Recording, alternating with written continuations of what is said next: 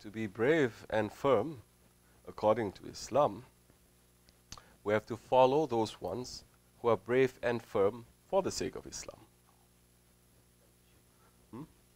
Try not to come up with our own conclusions about what is braveness and firmness, because if I ask people, especially in America, what is their idea of braveness and firmness, Muslims or non-Muslims, everyone will come up with their own ideas. They will see a TV show and they say that is being brave. They will see a movie and they say this is being brave. They will read somewhere when they were young and the stories stick to their minds and they say this is being brave. They see gangsters and they see mafia type people and they say this is being brave and firm. They're going to see, what do you call that, those mobsters and tyrants and other things, and they say this is being brave and this is being firm. They're going to see so many things that they pick up from here and there, and they make up in their minds that this is being brave and firm. We are Muslims. We follow Islam. We follow the Prophet ﷺ, and he has shown us everything, what it means to be brave and firm. We look at how the Prophet ﷺ and how the Sahaba Kiram, they were living their lives, and how they were brave and firm for the sake of Allah.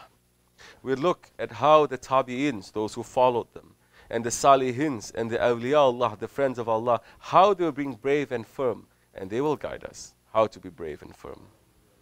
But that's why we need a protocol, because we cannot now also just open a book describing how the Sahaba Kiram, they were brave and firm 1400 years ago, and you're going to jump and you're going to just take that completely without understanding it. There is a protocol, and there is somebody there for your time that is going to show you, that is going to filter it, that is going to transform it, that is going to take that electricity all the way from, where is the place? The falls? Niagara Falls.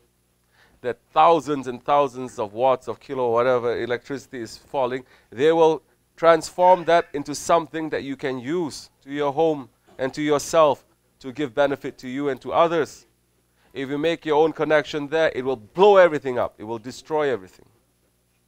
So to be brave and firm in these days, you have to look to your imam, to your guide, to your shaykh. That one is following Islam properly? Is that one being brave and firm? Is that one speaking the truth? Is that one afraid from governments, afraid from rich people, afraid from influential people? Are they afraid from the women's?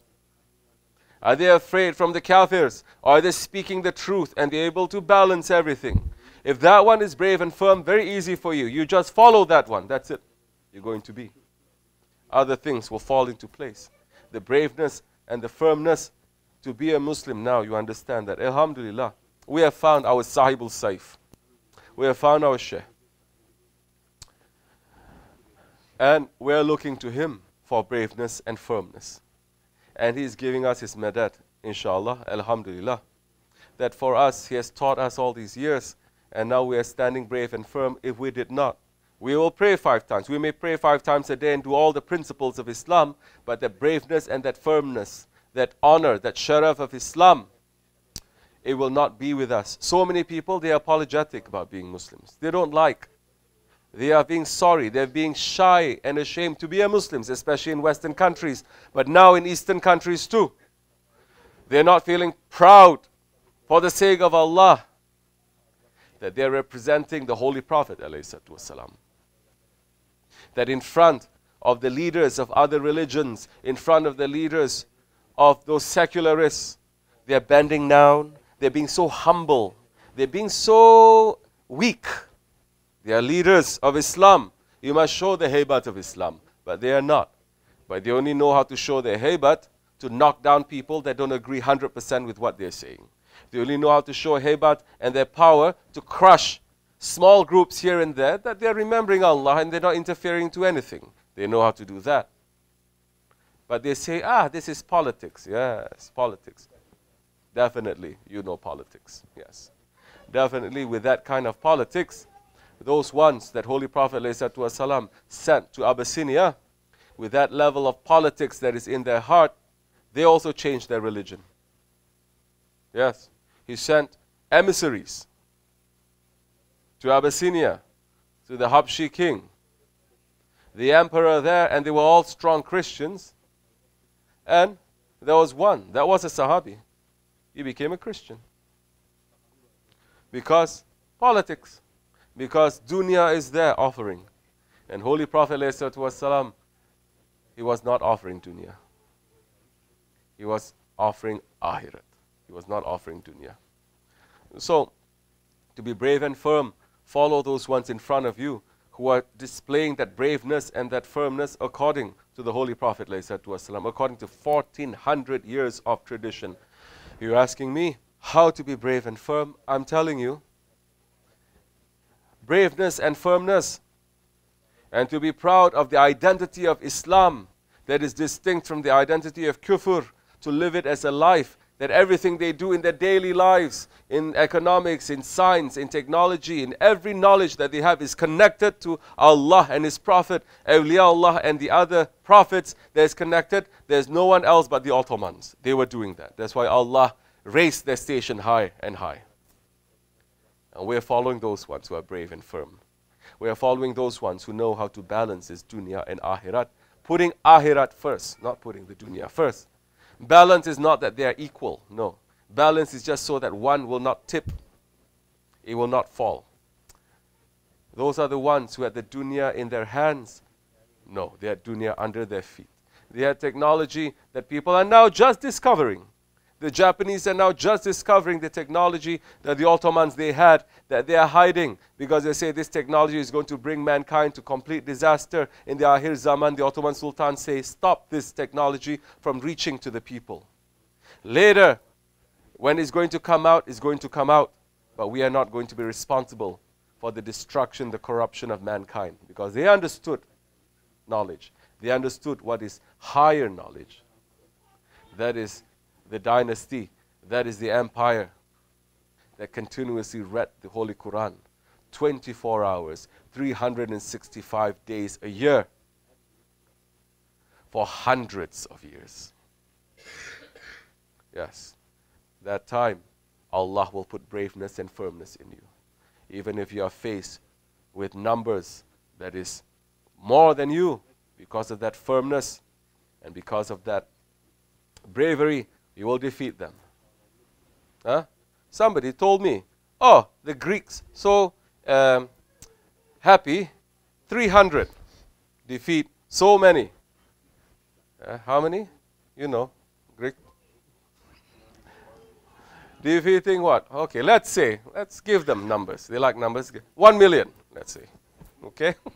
1 million Persians. 300 Spartans against 1 million Persians. I give it to them. And they defeat everyone. What's there to shout about? Huh? How many Turks were there? 30 Turks. How many were they defeating? Hundreds of thousands they were defeating. 30 Turks. That they have Iman and they have Islam. And who are those Turks?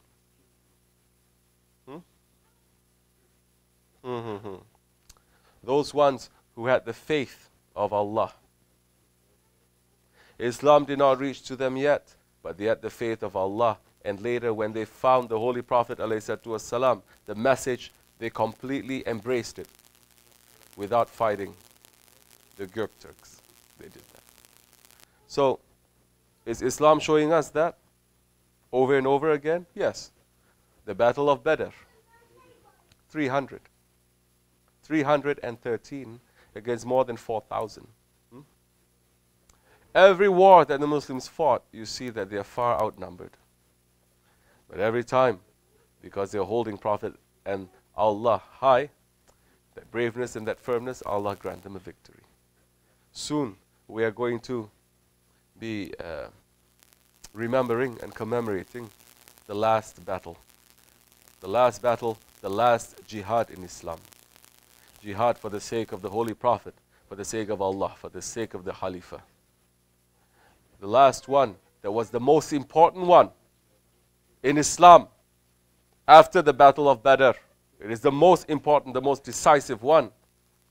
And that is the Battle of Chanakala. That if Badr, Holy Prophet was praying, Ya Rabbi, he is praying, give us victory. If you don't give us victory, no one is going to remember your name. And he is worried for his nation. He is not praying for himself. That if Allah did not grant them victory, they would have been crushed and there would not have been Islam. And if Allah had been given victory to the unbelievers who came from everywhere in the world, never before it happened in history, never it's going to happen again till the time of Hazrat Mahdi alayhi salam, that the whole world, they gang together to fight one nation. Whole world. Even the Muslim nations, they tricked them and they brought soldiers, Muslim soldiers from India, from the subcontinent, from different areas, and they gathered them to fight against the Khalifah, the Khilafat, to bring the Khilafat down. If they had brought the Khilafat down at that time, we would not have Islam. Understand that. We would not have the Ahl Sunnah Aqidah. It would have been destroyed. That's why they have to bring in the other poison. They have to bring in the other shaitans. They have to bring in the other dajjals from the inside of the Turkey to bring the Khilafat down. The Kafirs couldn't do that. The hypocrites and the betrayers that did that. Islam always falls because of the hypocrites and the betrayers, never because of outside. Understand now, never from the outside, shaitan is going to trick you. Shaitan is going to corrupt you. But you will always be betrayed from what is inside of you. And that is your ego. If you understand that from the individual to the empires, it is the same principle, then you'll be able to be brave and firm and to have the protection of Allah and to continue what Allah has given you to continue. So soon we are going to commemorate that Battle of Chanakala, where millions on both sides, but heavy casualty on the Muslim side. And they had nothing. They had no food. They had no weapons. And they were fighting with nothing but karamat. So, which Muslims remembering this? Which ones even in tariqats remembering this? Which ones even in this most distinguished tariqat is remembering this? Very few. Those who are understanding and believing